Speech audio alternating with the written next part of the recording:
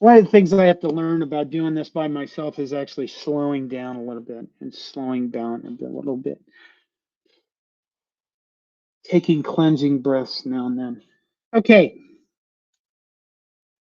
10 minutes into it, I've used up all my notes. My face has graced the pages of Playboy.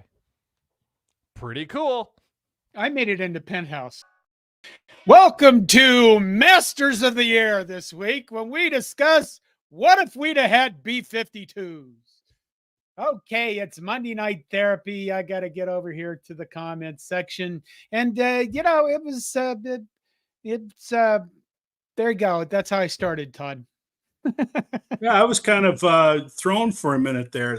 That is, by the way, a wonderful show. I mean, you thought you were ready to watch Nebraska football, but really what you were was ready to be heard again. I'm doing this one from the bathroom because that's where shit belongs.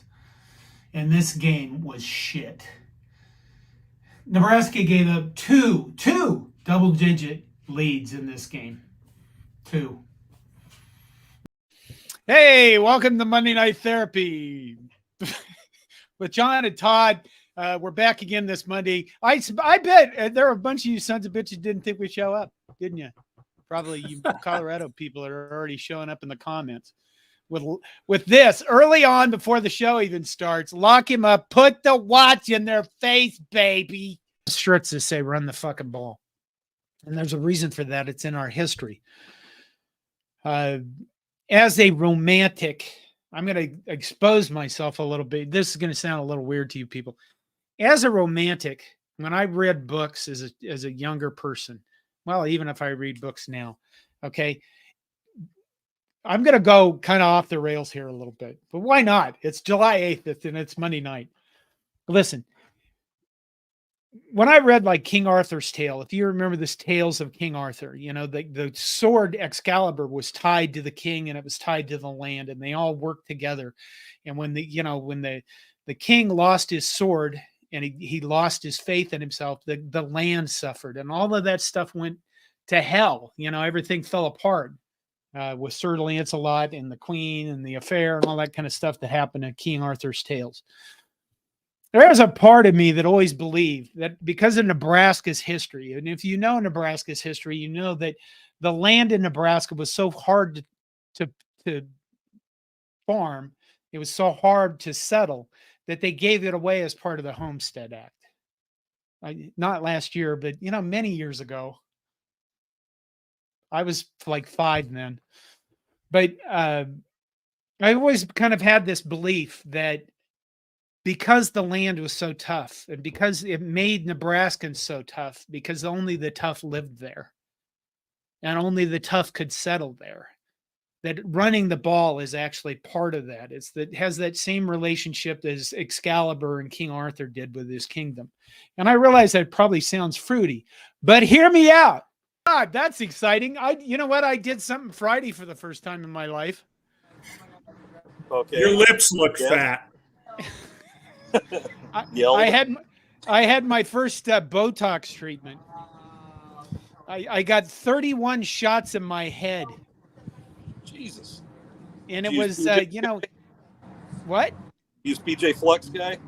It wasn't a pleasant experience, but it wasn't as horrifying as I thought. By asking, if you were going to be dry humped in a dark room, what kind of mask would you prefer that the person doing it would be wearing? Let's just start there. Hello, and welcome to Monday Night Therapy with John and Todd. My God, Todd, something's happening. What's happening, John? I feel like football is coming soon. I thought this wouldn't hit me until August, but it's already like starting to creep in. It's starting to like Kool-Aid. Just get on, go yelling at people. Sacco comes in with, oh yeah, John, I bought the new Mastodon shirt, metal. There are 2 designs for man-killing mastodons, and another, the darkness shirt with a Cobby logo. You and your promo codes and me and alcohol, you son of a bitch. Okay, go get some more, Fred. I had to buy an air conditioner today, and I have to go see a neurologist on Thursday. So, But by the way, the channel has memberships now, so you can sign up to pay us a monthly fee of $2.99 that we get a chunk of. And you can actually do super chats where you contribute money to live streams. I haven't figured out how all that works yet, but yeah, there you go. Yeah. We Linda need Wilkins, more alcoholic. We need more alcoholic fan. That's what we need. That's what I'm thinking about now is I can probably retire if I have health insurance. And otherwise life is over as I know it. You say that. There's still a lot of good drugs out there. And it's about, the officials are on the take and all that stuff. Nobody defends the officials, and I'm going to say the same thing I always say about them. They should be held accountable. They should be fired. They should be replaced. There's no giant fucking pool of officials just waiting out there to go do your games. We're in this position because 15 years ago, we started treating officials like shit. And in middle school and at high school games. And all of those people that were going to become officials that rose up through the ranks, they said, fuck you, I'm not doing this. And they don't get paid enough.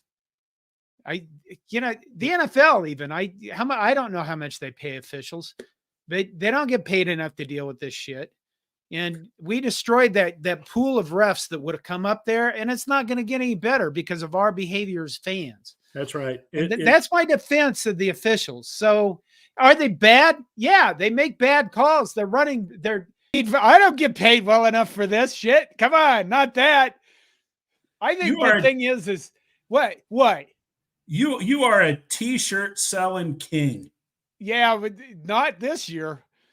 Todd, you don't sell t-shirts when your team sucks. Nobody buys shit. I suppose that's true. Now, wait a minute. Rudy Luna comes in firing with you guys are pathetic.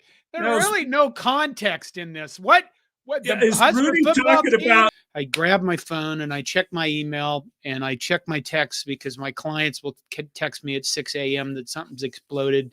And for some reason, I saw that score and I'm like, that can't be real. And then it was. And it was so fun. God, it was fun. Didn't hit the go live thing. I did. Did you?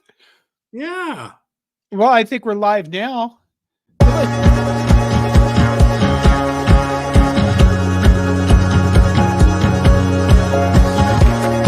Every day's a blessing. That's what you're supposed to say. But, I'm sure that years ago, were we in the midst of all that 80s nuclear apocalyptic music, I looked around at one point and went, wow, someday it's going to be 2025. The world isn't going to even exist by then. And here we are. It's almost 2024. The world's still existing. Pretty much the same stuff, except the music probably isn't as good with the post-apocalyptic nuclear horrors that we had in the 80s, with the Fix, and 99 Luft balloons and all the, a business proposition. A business. Okay. I'm looking at starting a new business, and I wondered if you'd be interested in investing. Well, you're going to have to tell me more than that. This goes for anybody else that's listening. Actually, this is an idea that was started by some friends of mine looking at what are we going to do when we retire? Well, here's the idea. It's a food truck. A food truck. Food truck. A gravy food truck. Gravy. We're just going to have gravy. And we supply the gravy and you bring whatever the hell you want and we put gravy on it. I can see the excitement is building already.